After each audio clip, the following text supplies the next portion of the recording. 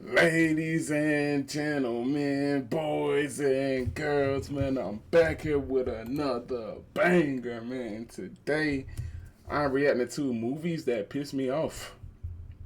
If it's your first time seeing me on the screen, you're new to the channel, drop a like, drop a like, drop a like, drop a like, and subscribe if you enjoyed the video. Without further ado, let's get into it. You know, when I'm watching movies, there's usually only three emotions I want to feel: fear, joy, or sadness. But sometimes when watching movies, there's a fourth emotion that sneaks up on you. Anger! Whether it be characters in the movie, the ending of the movie, or just the plot, sometimes there's movies that just bring out the rage in me. So I thought I'd go over some. Today, ladies and gentlemen, I'll be going over some movies that pissed me off. I'm sweating just thinking about it. And in the end, I'll go over the movie that angered me more than any of them. And the first movie that comes to mind is Dragon Ball Evolution. And honestly, oh my goodness, Chad, I watch a lot of anime, and this movie right here, this movie was terrible, bro. Worst movie like of all time. Most live action adaptations. Live action adaptations are one of those things that always fascinated me as a kid, but now I can't stand the sight of them. Something about the show or video game or book you love coming to life was just so cool. Like, I still remember Googling pictures of Pokemon in real life, especially Gardevoir. But the movie that broke this fantasy for me was the worst live adaptation movie ever, Dragon Ball Evolution. I got a lot of comments telling me to go over this, and I think it's cause y'all knew. Y'all knew how I would feel about it. If you don't know this movie, this is the live adaptation of my favorite anime of all time, Dragon Ball Z. And this movie is so terrible, bro. I'm not usually a hard critic, but I mean it. This movie is terrible. I've never seen a movie get so many things from its original source wrong. And don't think I'm one of those nitpicking dudes obsessing over small details. Goku's undershirt is actually a lighter blue. No, this movie got major things wrong. Instead of Goku being this Saiyan warrior monkey boy that everyone knows him as, in this movie, he's a high school student. A white American teenage high school student. Come on, bro. Goku's supposed to be fighting androids and flamboyant aliens, not school bullies and quiet kids. And it doesn't just end at Goku being a high schooler, no. They also got him following this fugazi karate kid with 2002 Spider-Man storyline. It even got its own Uncle Ben scene and everything. I wish I was making this stuff up, but I'm not. What pisses me off the most about this is, did they even try, like, at all? I would say they got some messed up AI summary of the movie, but this dropped 16 years ago. Bro, I'm telling you, bro, it's terrible, bro. Even the One Piece, the One Piece thing, y'all know what I'm talking about. I don't even like that, bro.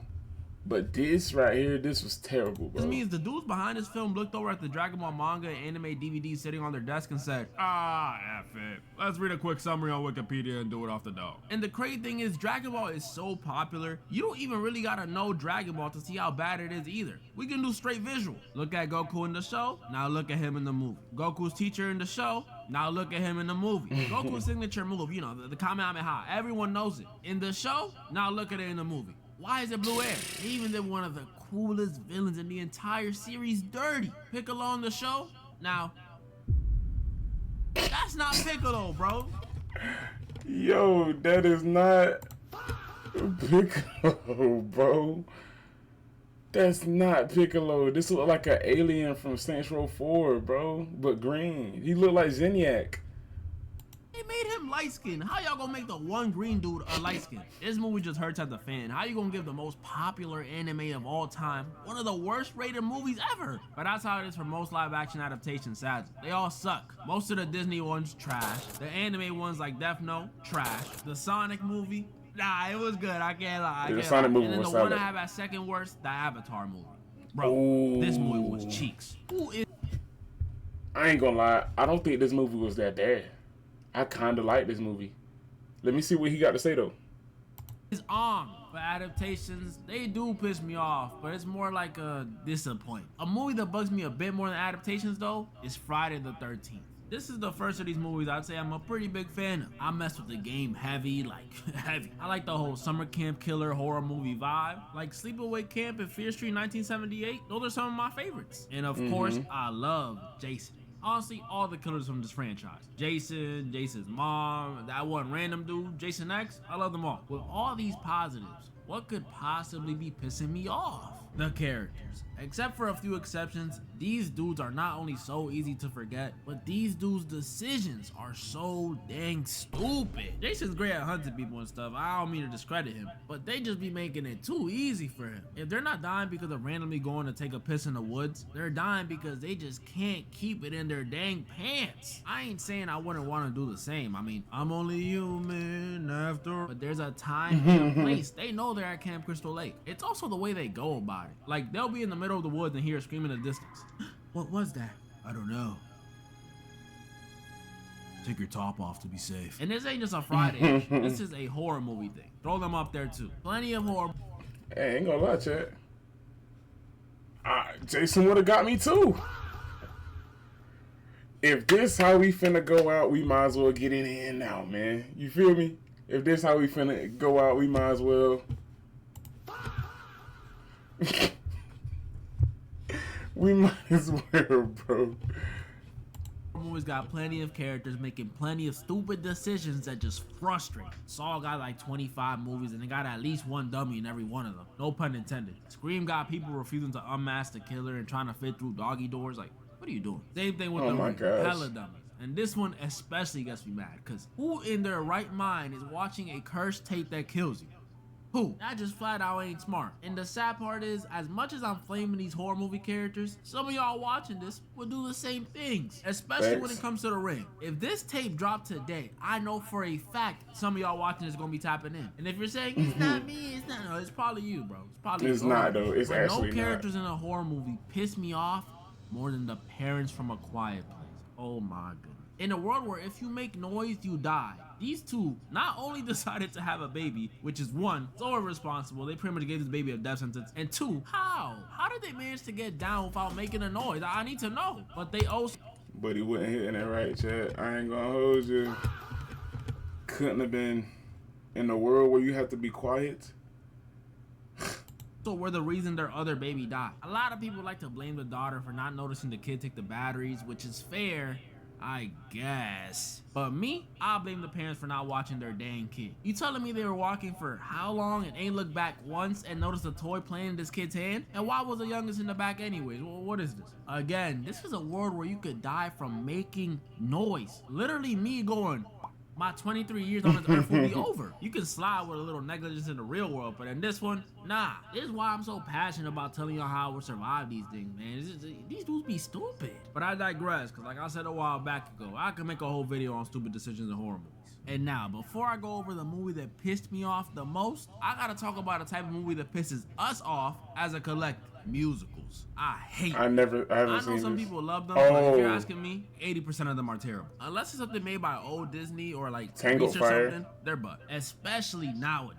The new Joker movie, that movie was trash. I haven't Everything seen they were it. building in the first one, ruined. Same thing with the new Mean Girls movie. What a fall from grace. Just because they sung Jingle Bell Rock in the first one doesn't mean you make the second one a musical. Wicked is another one. Oh my. You know what? Just so the theater kids don't hit me with every slur in the book, I'm gonna just keep my opinion to myself.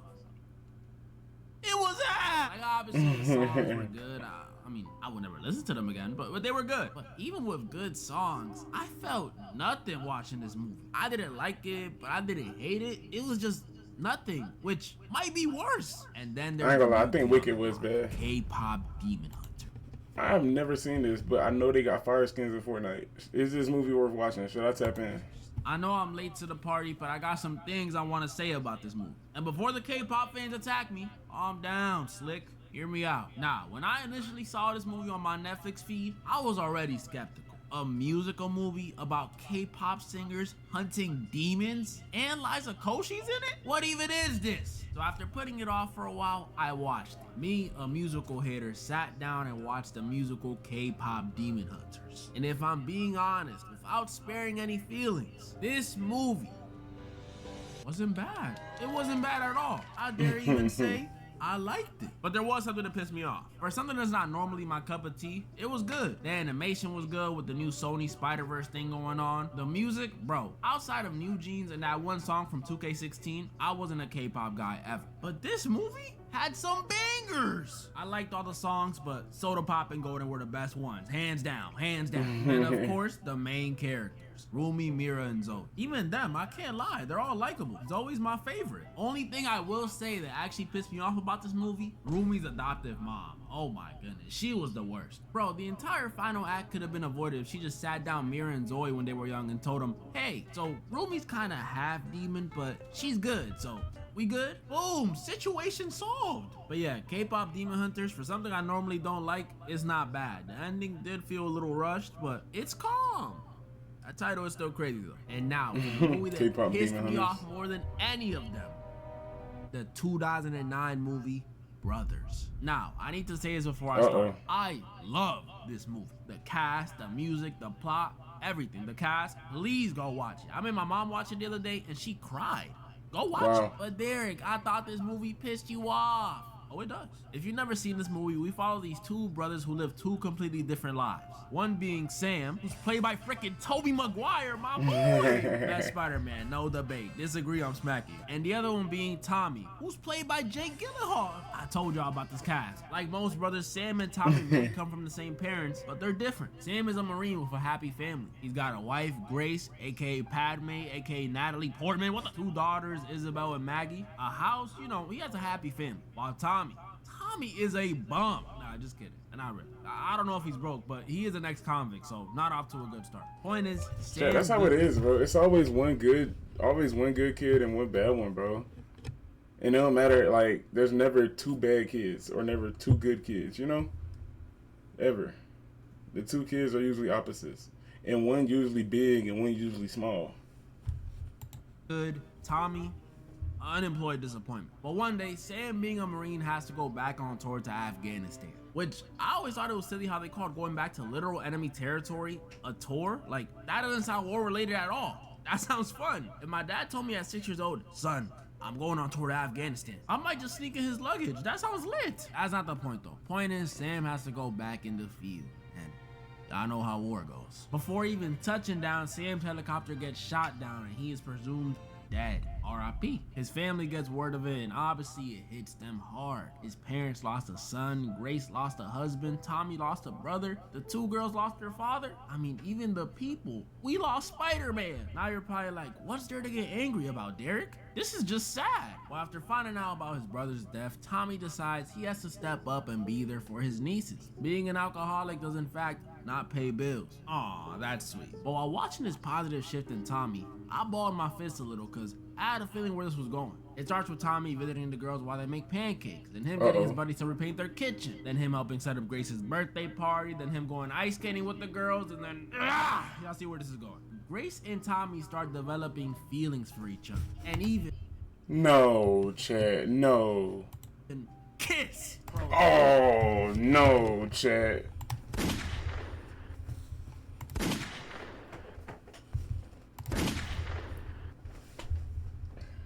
No, bro. Oh, I hate women like this, man. It's her fault, bro. It's his fault, too. This is, oh my gosh.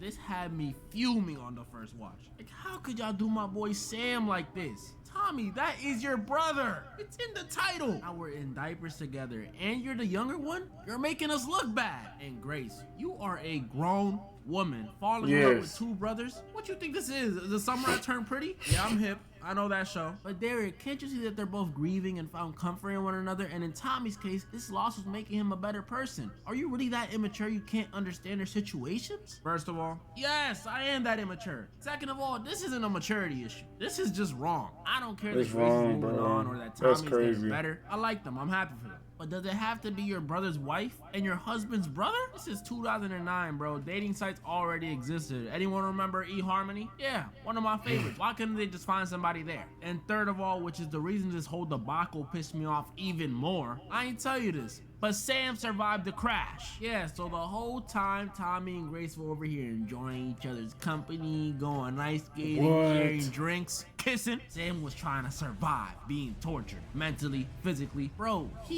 even murked his friend under threat of his family being killed. And he didn't even know what was going on back home. To be fair, they only kissed once, but still, ignorance is bliss. Luckily for Sam, eventually the Marines retrieve him, but the damage is already done. When he comes back home, Sam was not the same whatsoever. So they basically like switched roles, bro. Nah, this sound like a banger movie. In bed with the shoes on is crazy. And Sam, although going through all that mental torture in Afghanistan, still had his brain at 100% because he noticed what I noticed. He noticed that Tommy and Grace were getting along pretty well. So he confronts him in the most shocking way. Like, I can't even do it justice explaining it. Just watch. Did you f her?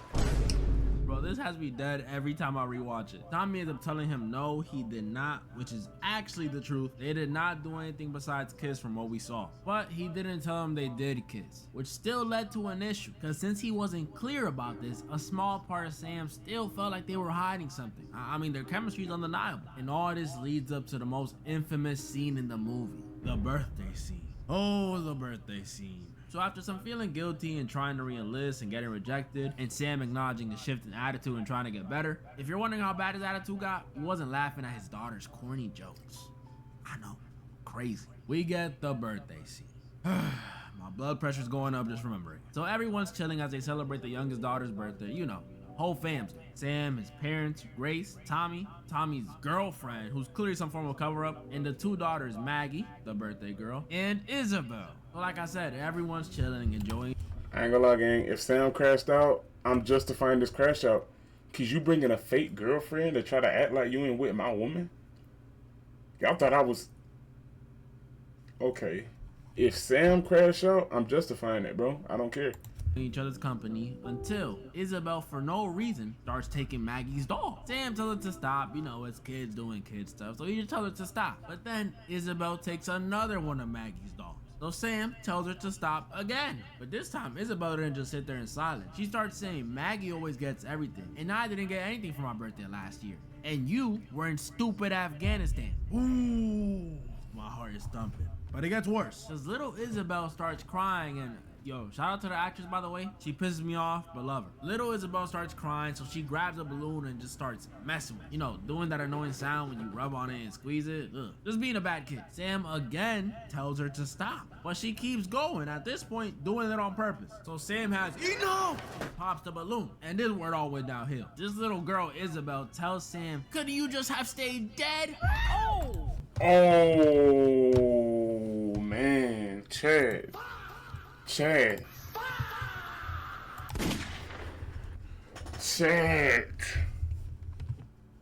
Wow. Wow. Hold on, she continues. You're just mad mom rather sleep with Uncle Tommy. Isabel.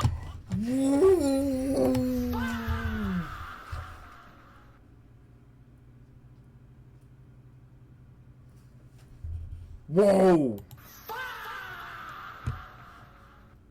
Mom and Uncle Tommy have sex all the time. Oh my days. This scene did something to me when I first watched it. Somehow, this little girl went from a character I ain't care about to... Oh my goodness, there goes the blood pressure. You know how painful that must have been for Sam to hear? He must have immediately thought, well, not only does my daughter not love me as a dad anymore, but she'd rather my brother be her dad. And, oh yeah, my wife and brother betrayed me. Bro, I genuinely hated all three of them after this, especially Isabel. There was no need to do all that. Shout out to Bailey Madison. But Derek, she's just an angry kid. First of all, I don't care. And second of all, y'all don't understand yet, because I had even more reason to be mad when later that night, after a quiet car ride home, these used to be terrifying, we see Isabel and Grace talking in bed, and it's revealed that Isabel straight up lied, which is like, phew, I guess I don't hate Tommy and Grace. But you lied? That's more messed up than telling the quote-unquote truth, especially because this little lie leads to... Hey man, I ain't gonna lie. This would have been a black family, bro. She wouldn't have made it from the table, dog. She wouldn't have made it from the table, bro. I'm not gonna lie. One of the saddest moments I think I've seen in any movie. Grace, after putting the kids to bed, walks in on Sam sitting in the living room, crowbar in hand, in silence. Sam walks into the kitchen and asks Grace if she knows what he did to get back to her. No. You know what I did to get back to you?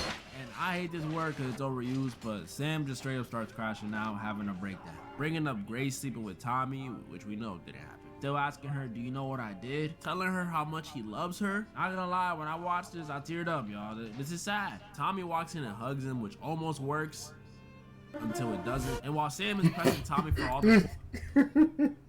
Nah, this edit crazy, bro. Wait. She loves her. Not gonna lie, when I watched this, I teared up, y'all. This is sad. Tommy walks in and hugs him, which almost works until it doesn't. And while Sam is pressing Tommy for all the quote-unquote things he's done behind his back, he hears the cops outside and it gets sad. Sam goes out there and pretty much just tries to make the cops pack him up. Gun in hand, shooting in the air, telling them to do it. This was some sad stuff and intense. Tommy eventually tells the cops to cool it, and he uses the power of brotherly love to defuse the situation.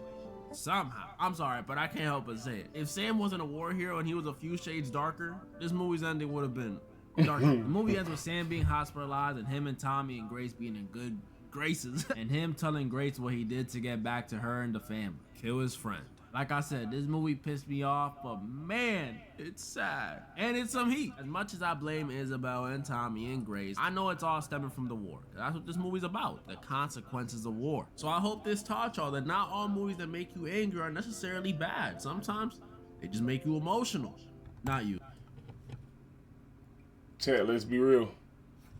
The real problem, the real villain in this movie was the woman. It was the woman, bro. He crashed out over the woman. He pulled a Obito, Uchiha. He crashed out because he was insecure that he was gone that long, and he already went through mental trauma and the war, being captured and all that. He done came home, and his brother all buddy-buddy with his kids and his wife. Them thoughts started to creep in, man. Them thoughts started to creep in, and he started... I don't blame him, yo. I ain't gonna lie. But it's the woman. Chad, watch out for these women, bro. You though. That was pretty much all the movies I wanted to go over this time. Yeah, I said this time because there might be a part 2. Comment down below some movies that pissed y'all off. And also, I'm doing a part 3 for movies I thought were weird, where I watch the weirdest movies sent in by you guys and give you guys my opinions. So comment down below some movies, or even easier, send them in on my IG or on my Discord. Let's see if you guys can... Shout out to Derek, man. I think I'm gonna subscribe to him, bro. I watch a lot of his videos. But with that being said, ladies and gentlemen, like I said in the beginning of the video, if it's your first time seeing me on your screen, drop a like on the video. Drop a like on the video, please. And subscribe if you enjoyed.